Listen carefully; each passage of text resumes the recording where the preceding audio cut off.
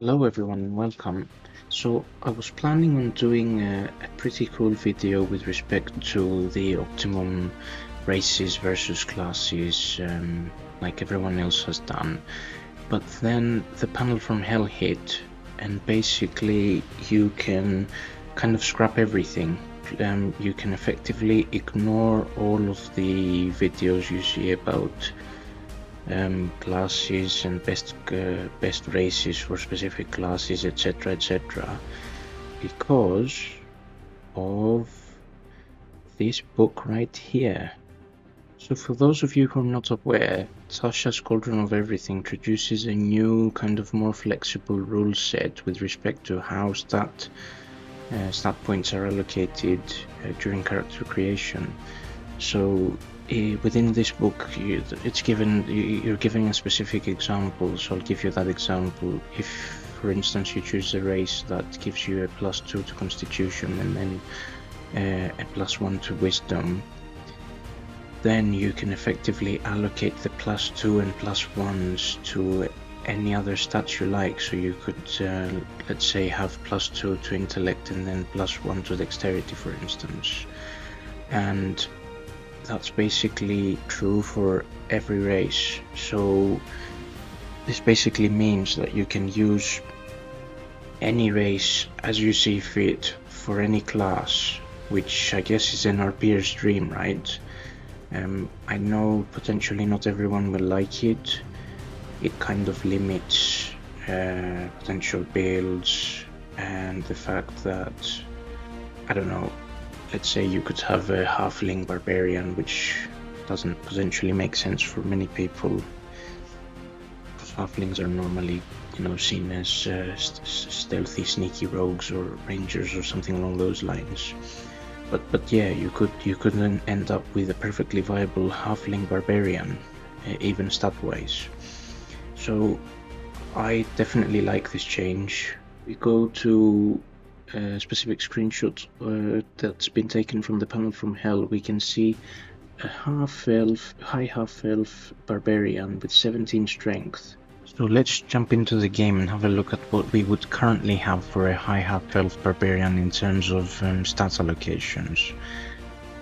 So obviously high half-elves, in accordance to the player's handbook, would have a +2 to charisma, and then you can choose to allocate 1 point in any of your two statistics of your choice. I've gone for 1 +1 strength and +1 constitution.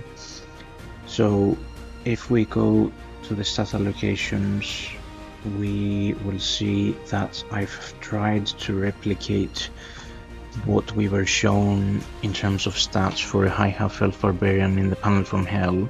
The maximum I can get is 16 strength, and then I'm still missing 2 ability points to assign, so you could theoretically go plus have 14 dex or 16 constitution.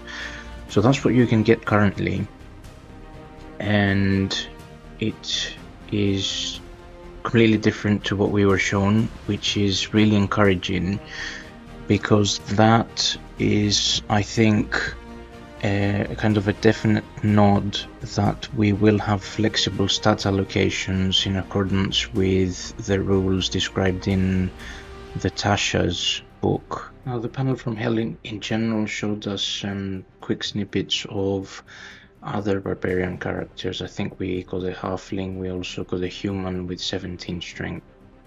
So taking the fact into account that a normal level 1 human or halfling could never have 17 strength at level 1, it's pretty certain that, at least to some extent, they are applying flexible stats. Whether it's exactly as per the Tasha's rulebook, we don't know yet, but it seems like it's flexible. So again, to sum up, you can actively ignore, for the most part anyway, all these various guides that are surfacing explaining why it's good to have X race with Y class, etc., because at the moment, and from what we've seen from Panel from Hell, stats are going to be flexible, which then begs the question as to whether we're going to actually have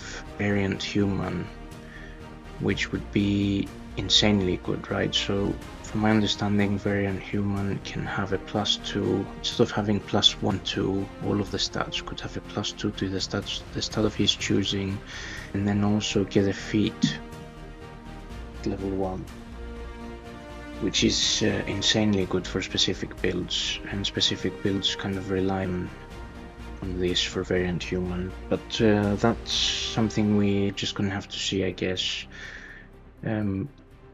Really good news, possibly not for everyone, but at least I think for those who are more focused on the RP side and can fulfill a specific race fantasy with the class of their choosing, it's really good news. I'm glad they implemented it. I guess it could also be a settings thing that they could do. A tick box in the settings saying whether you would actually want to use traditional player's handbook stat allocation or use the more flexible Tasha's stat allocation. That could also be a kind of a development route they go down, as to give the actual player the choice of whether they want to use the flexible stats or not. I think that's enough to wrap it up. Once again, thank you for watching. If you like this type of content, please consider giving us a like, a comment, and of course if you could leave us a subscribe and hit that bell icon, that would be massively appreciated, and it would really help out the channel. Again, I'm very new to YouTube. I'm looking to grow, so any help possible from you guys would be extremely appreciated. Thank you very much, and I will definitely see you in the next one.